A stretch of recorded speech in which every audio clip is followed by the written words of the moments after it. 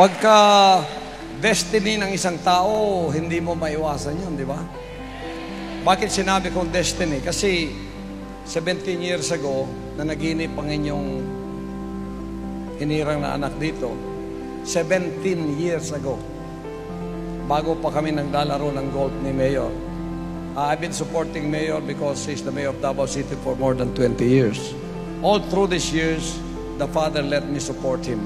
Through revelation, the Father let me support what he's doing in Davao City. So, nanaginip ako na pinakuha niya ako ng aeroplano, naglaro kami ng golf sa Malacanang. Sabi ko, bakit itong mayor naging presidente?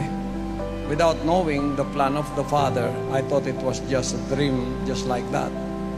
Pero ngayon, na siya ay umaakyat ang kanyang ratings, the only provincial mayor considered to be a province, Davao City, na umakyat sa national level ng mga presidentiables. Hindi gawa ng tao to. Siguradong ang Diyos may pakay sa buhay niya.